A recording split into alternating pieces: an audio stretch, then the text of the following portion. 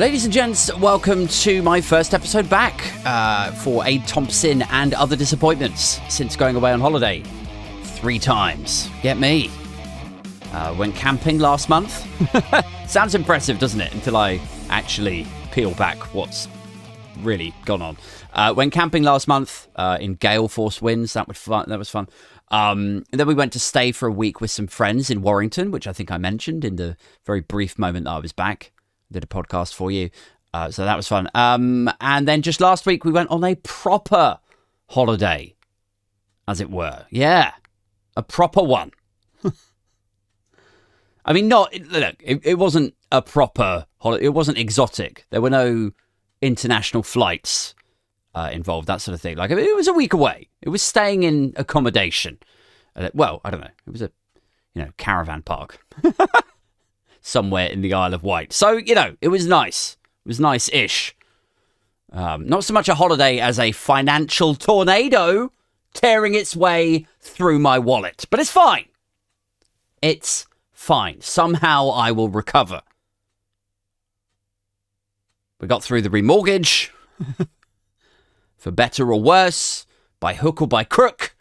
So if that's possible, anything is possible. I can get through this. I'm confident. Right, so what's in the news, man? Let's get into this. Find my bearings. Let's get back into the podcast thing. Let's go. Should we try and keep it purely political this week? So I saw a thing in the news this morning that there is a possibility, a strong possibility, that Rishi Sunak's car was bugged by China. So there's that. That is a thing. What do we make of that, guys? I mean, in the small amount of prep that I do for this show, I did notice when I was looking through some things about it, that even though this was talked about again this morning or last night, perhaps, this is something that actually erupted earlier this month. Like, this is about 3 or 4 weeks ago that this first came up. So here it is, right? So ex-Conservative cabinet guy, ex-Tory leader, in fact, Duncan Smith, he says he was reliably told that the Prime Minister, Rishi Sunak's vehicle had to be stripped for fears of security breaching recording and transmission devices. And this is covered in an article by Adam Forrest, credit where it's due, in The Independent, by the way, just in case you're curious, if you want to go and look it up or whatever. And it's under the headline, it says, China tracked Rishi Sunak using a device hidden in car, says ex-Tory leader. Duncan Smith, IDS, we sometimes call him. IDS went on, he said, although they won't admit it, China, he means, tracking where the Prime Minister was going, knowing who he was seeing, this is exactly what they can do with batteries and with their cars. Well, okay, fine. And it says that the Eye reported it in January that a government car had to be dismantled after they found a hidden tracking device on that as well. And I think the reason that this story is interesting to me is because it speaks to the idea of this like dwindling global influence that we have here in old Blighty. It's like, here we have a country that used to run the world. We're always told that shit, aren't we? By people like Duncan Smith. He's very much of that ilk. That sort of hat-wearing, blitz-obsessed kind. Like if you sat him down after a roast dinner and you put a film on, like it's a wholesome scene there, just IDS with a full belly, full of roast beef. It's a Sunday. He's letting his dinner go down. I reckon if a scene in the movie came on where there was a Spitfire in it, I reckon he'd crack one out. Like, the movie would become porn for him. That's the vibe I get from him and the rest of those Brexity clowns, your Mark Francois, all of that lot. Anyway, so we're always told how we used to run the world, Most of Parliament seems to operate in that sort of, drunk on British exceptionalism kind of vibe, doesn't it? Everyone has dismissed the concerns of Brexit and the cynicism with which that, people like you and I, perhaps, we look at slogans like Global Britain, and we're like, Global Britain? Like, are you joking? Like, we've just left this big trading bloc, And the dismissive tone that people take when we talk about the problems with Brexit, leaving that global power of the European Union. And they dismiss our concerns with that. I don't know. I just think the fact that we can find a tracking device, spying devices, illegally attached or integrated into our Prime Minister's car. And not only is it not a big thing in the media, who is actually talking about this? We're all still anger wanking over the Spanish FA guy, aren't we? And Wilco's redundancies and Prince Harry or whatever. Not only is it not a big thing in the media, but also geopolitically, right? It's what do we actually do anymore when we're effectively being attacked like this, And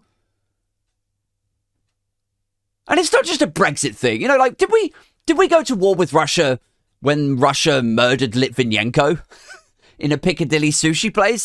Did we even name Russia when they offed the guy and zipped him up in a holdall?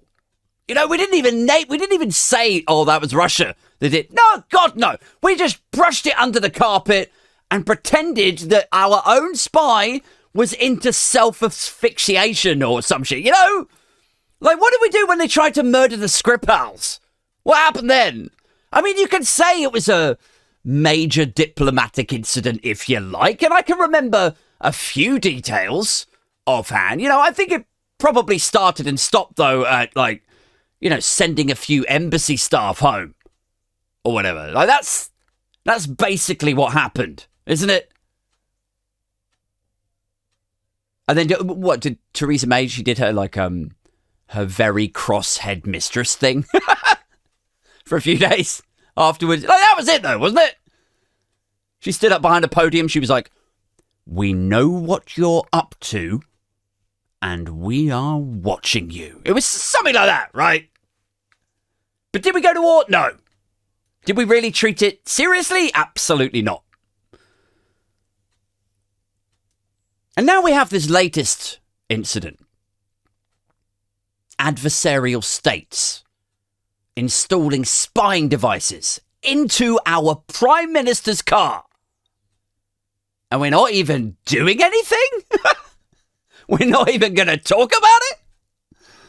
And the reason I say it's funny, in the context of the Brexiters and the British exceptionalism and all that, is because, what clearer examples could you need of Britain's dwindling influence, our wilting power, than the fact these superpowers, your Russias, your Chinas, just walk into the UK and do as they please. And then when we do find out about them, or rather, when Whitehall failed to keep something embarrassing under wraps, when it does come out, what do? We just stand there, neutered and powerless like a eunuch at the orgy, It's guys, they've just come on to British soil and they force-fed this guy a polonium sandwich. And they're just yeah, I guess that happened. That's the extent of it. Well, are you going to do something? No, absolutely nothing. And I'm not saying we need to go to war with countries who put spy stuff in the PM's car, but it's a bit weird that it's not even being treated as weird, isn't it? That in itself is a bit strange. No? He could be talking about anything in that car. Literally anything. There could be recordings of him saying what's going to happen when the oil runs out. There could be tape of him confirming the nuclear codes to somebody. There could be audio of him listing his working class friends. Well, no, okay. Maybe not anything. Let's not get too fantastical. But honestly, like, how do you look at our responses to the Skripals thing and now the Chinese bugging thing? How do you look at all of this and not go, wow, man, we are just a strutting peacock, on the world stage. That's all we are. How do you not look at that and say that? We are just, I don't know, man. Like, someone comes into the country, slaughters this guy or that couple, and what happens? What actually happens? It cools relations a bit, doesn't it? That's what happens. That's all that happens. I guess that's probably what's going to happen now, isn't it? The spy stuff. It's just going to cool relations a tad. I mean, cooling relations is what I would do, right? If a prospective suitor doesn't read the news. Like, I would cool that shit, Like, you seriously have no idea what a VIP fast lane is? Like, really? And my date would be like, I'm sorry, do you think talking about some nonsense in Downing Street is a turn on? Do you? Is this your chat? Is it? It'd be a bad match, God, like, if I was single, I'd be a fucking nightmare, wouldn't I? But yeah, anyway, cooling relations is something you do if you just quietly want a bit of distance between you and someone else, someone it's not going to work out with. I'm not sure it's what you would expect from a foreign state when they action an act of war on sovereign soil, And it's funny, it's so darkly funny, like all the Brexity talk of sovereignty. Do you remember all that? Sovereignty this, sovereignty that. We've got to regain our sovereignty, guys. And then these guys just wander onto domestic British soil. And we're like, yeah, that's fine. Just, do as you please. Treat it like it's your home, But it's even worse than that, isn't it? Because, what's actually happening now, today? Why has this story suddenly bubbled up once more? Well, it's because our Foreign Secretary, James Cleverly, has flown to Beijing. And he probably won't mention a word about it to his counterpart, will he? He just won't. Like, do we really think he's going to broach it? Do we? Like, just think about the weight of power, the power dynamic between us. Right, you've got the UK, population 65 million. Then you've got China, 1.4 billion. Bit uneven. You've got UK GDP is 3 trillion. 3 trillion. You've got China, 17 trillion. You've got a UK military budget that's 45 billion. Ooh, that sounds a lot, doesn't it? China's annual military budget, not 45 billion, 176 billion. The UK is desperate for trade deals. China is about to become the world's biggest economy. Like, Cleverly is going to walk in that meeting like fucking... Like, that scene in Braveheart? I don't know if you remember this one, but... Like, it's so darkly funny, this scene in Braveheart. It's the thing where King Edward, I want to say, I think it's King Edward, he's talking about some military problem that he has, the King of England. And his son is in the room with him. His son has a very effeminate but chatty friend who's always, possibly a gay lover. It's sort of alluded to there. I don't know. I got that kind of vibe from them. Anyway, and the chatty, effeminate friend is a little bit too overconfident, a little bit too chatty. And he basically starts talking to King Edward.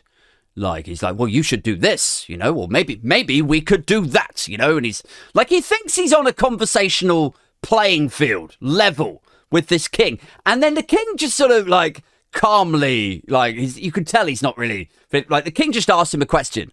He just goes, oh, all right, okay, that's really interesting. And could you just tell me, if you could just advise me then, what would you do about, and then he just lifts him up and throws him out the fucking window to his death.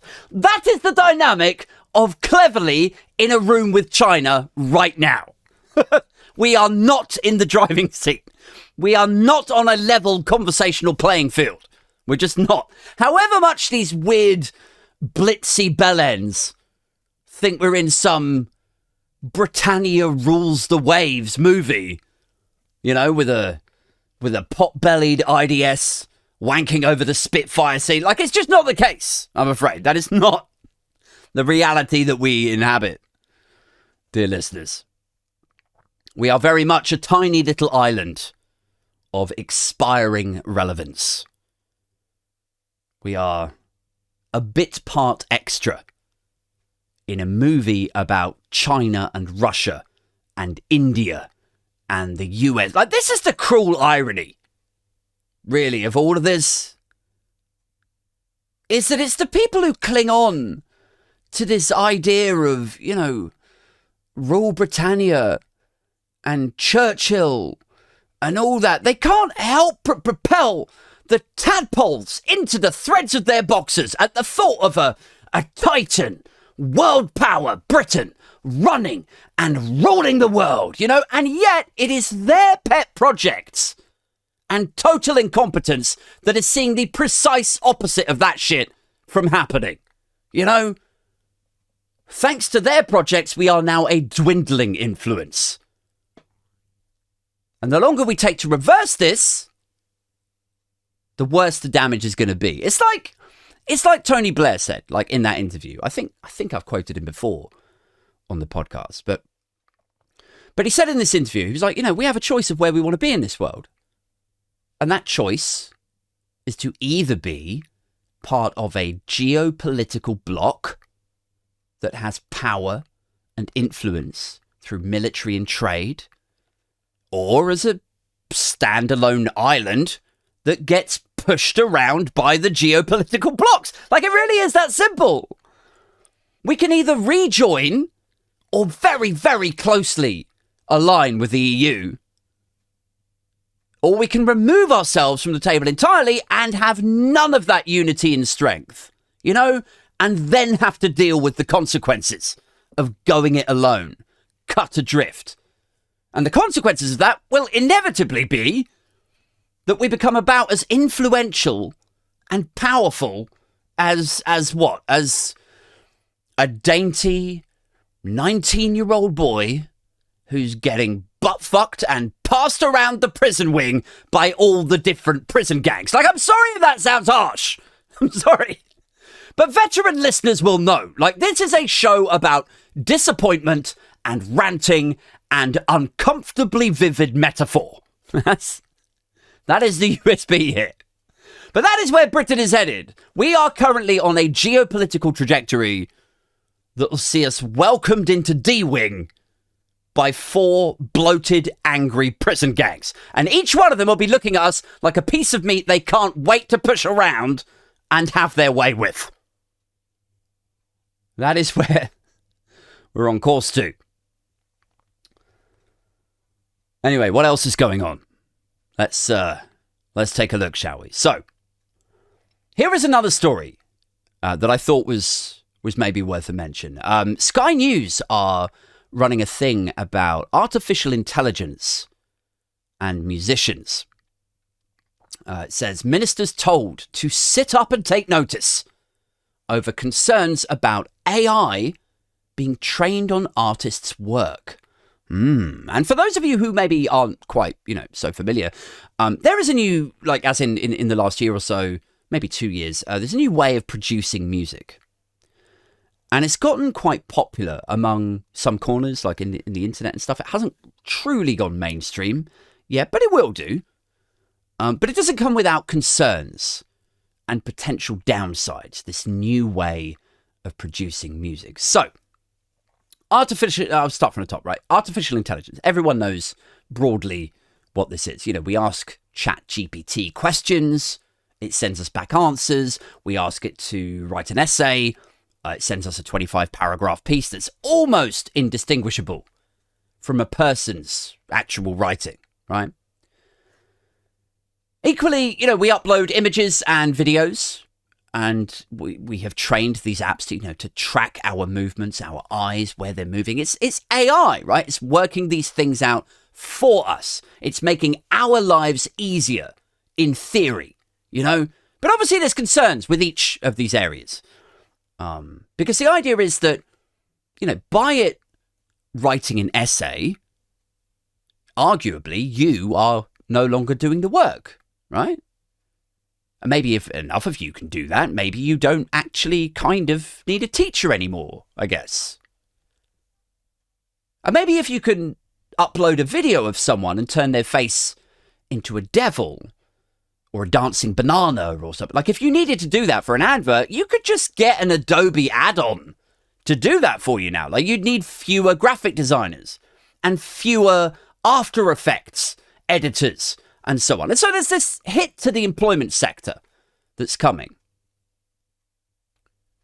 But for a lot of the time, the get out card with all of this has been what? It's been like, well, learn to code, which I can tell you now, like as a programmer, GPT is actually pretty good, so the idea you can learn to code your way out of the employment scrap heap is kind of redundant in itself. But the other one was always like, well, you know what?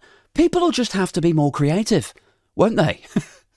Like you'd pay to listen to a woman singing, right? You'd pay to watch a movie that was written by this guy about his heartache that he suffered, or his granddad who died when he was a kid and he was sad about it and wrote this big, humanizing, affecting piece. You would pay to see that. But a robot couldn't write a symphony, could it? And a robot couldn't do, to channel that whole iRobot scene,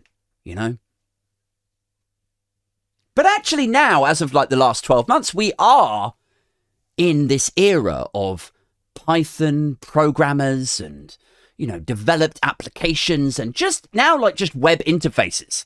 And these things are just trained on pre-existing material, old albums, old songs and audio and vocals. And they just churn out their own shit. It's mad. It's so jarring. Because it totally drives a stake through that whole idea of like, well, people will just have to be creative then, And now here we are in, knocking on the door of autumn 2023, and there's been AI songs based on Nirvana. There's been AI songs based on Eminem with almost perfect vocals and brand new choruses. And so you think, like what was it a few years ago? Like maybe 10 years ago, there was that Dr. Dre and Snoop Dogg performance at Coachella, right? And it included a hologram of Tupac Shakur. I don't know if you guys remember that. And that had some AI vocals on it, pre-produced new audio that sounded indistinguishable from Tupac Shakur, say like, "What's up, Coachella?" And now I'm like, well, it's been a decade. It's not like technology will have gotten worse with that. It's going to have improved, right? Like there's going to be holograms of dead musicians now and perfectly produced audio of them. And it won't even be a sort of, quote, live performance of their back catalogue the way it was with Tupac at Coachella. Like now it's going to be entirely new songs written by AI in the style of Tupac Shakur or in the style of Elvis Presley. And here's where it gets really problematic. Because you could sort of justify it if you're giving the mourning fans of Kurt Cobain like a brand new Nirvana album. Like they're not going to be able to get that anywhere else, are they? The guy's dead. He blew his fucking head off. I mean, I'm sorry to ruin your day if you were if you were just getting into them. Spoiler alert and all of that. But, if you're a massive Nirvana fan, as I am, and you kind of feel like you were robbed of more of that guy's incredible music, then something like AI could do you a pretty decent job of maybe filling that gap, Just kind of defensible, if you like, in that sort of scenario. But it's going to get so much worse, man. Because living artists, right? Like, fuck your Kurt Cobains, your Nirvanas and Elvis Presleys for a minute. Living artists, like your, Smashing Pumpkins, Billy Corgan, right? Or Eddie Vedder. Or, I don't know, some teen starlet.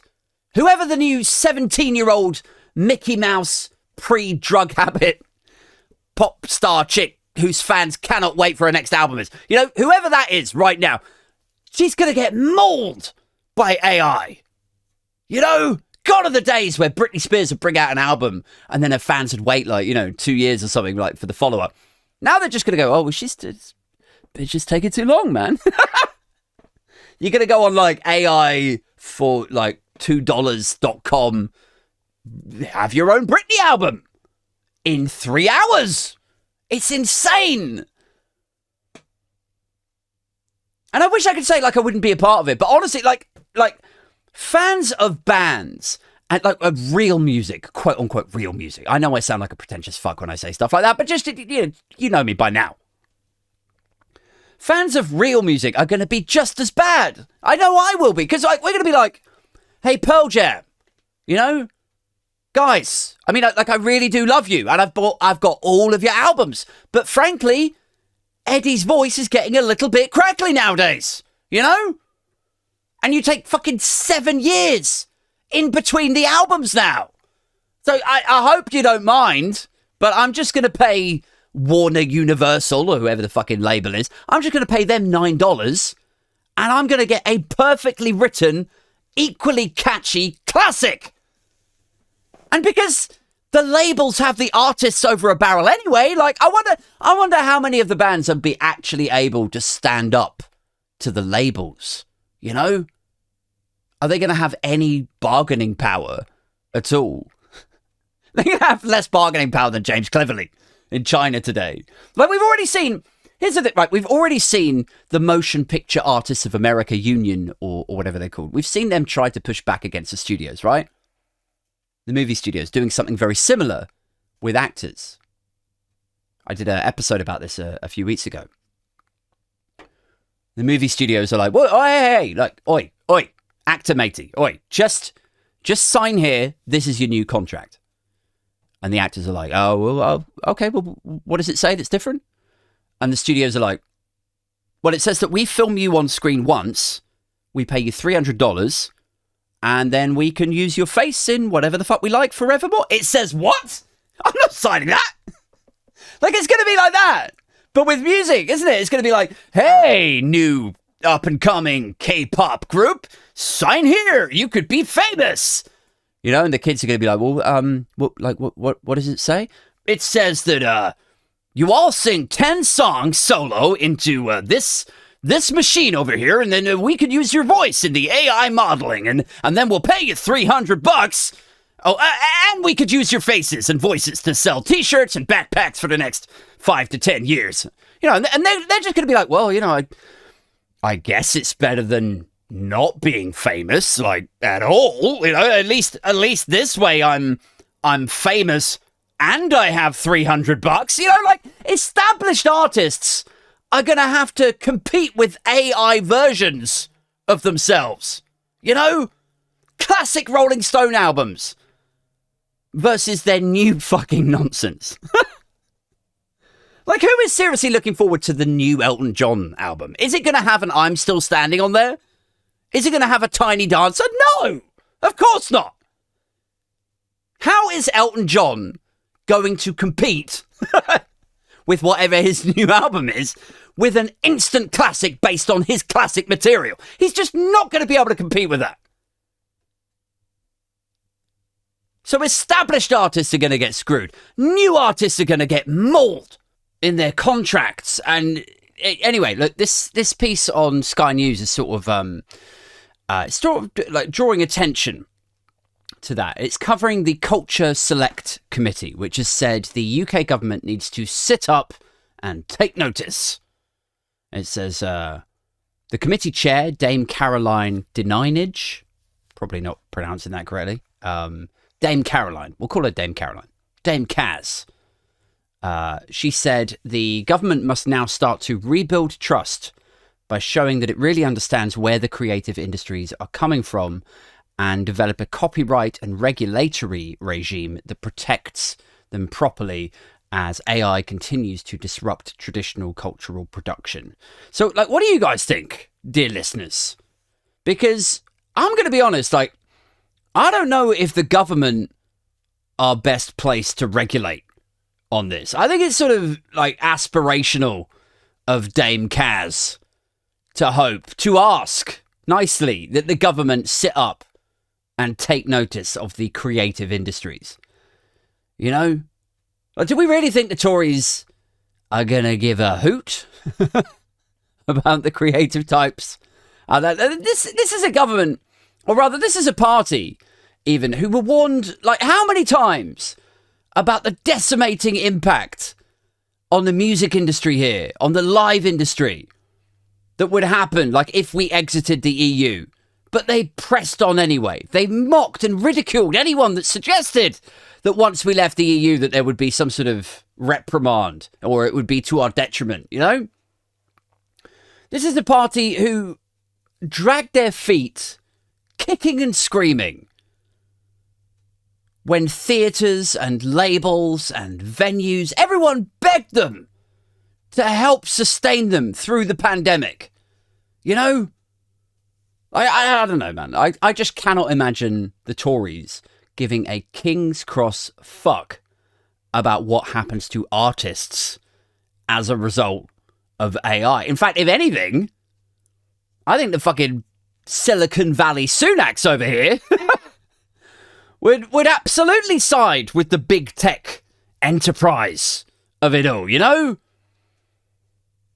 It's going to be like, yeah, Rishi, listen, there's some songwriters over there and there's a few actors also who they're concerned that this new breed of technology might rob them of their livelihoods. They have a concern around right, okay. So could you provide some reassurance to them? Like, maybe stress that you're going to regulate businesses so they can't exploit artists, or, you know, have the modelling learn from their earlier work, and then these guys, you know, they don't get paid for it. Also, right? Well, I mean, the thing is about that is the economy's in a hole, and we're desperate to see growth. And I'll tell you what, we have tried absolutely everything except rejoining the single market. But obviously, we can't do that. I mean, could you imagine the red faces if we had? So anyway, I'm sorry, but listen, in a few months or years, there's going to be a few corporations here who are going to want to do this. And if a few corporations say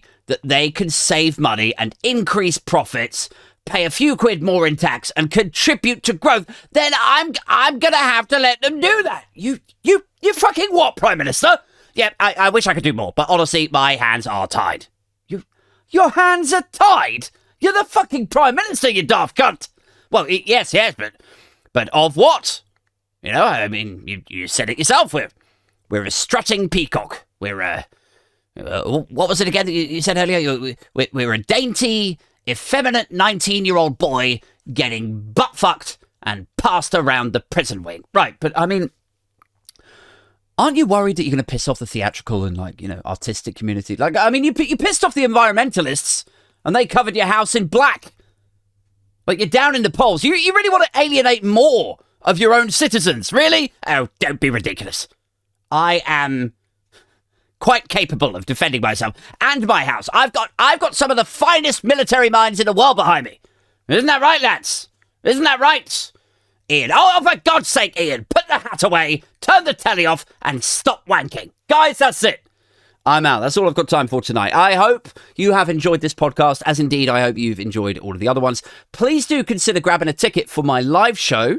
That's happening in London, in Shoreditch, at the Book Club on the 28th of September. If you're not in a position to attend that one, either coming along to the Riot Society, that's me, Supertansky, Danny fucking Price, that's on the 10th of November. You can get tickets to either one of those shows if you go to funk-27.co.uk, that's my website, funk27.co.uk/shows. Or you can Google Riot Society, you'll probably find it that way.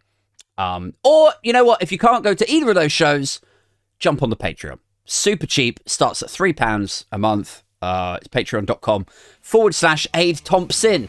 That's it for this one. I've got to run indoors because my kids are going crazy. Stay safe, keep it booge. Until next time, I'm out this motherfucker.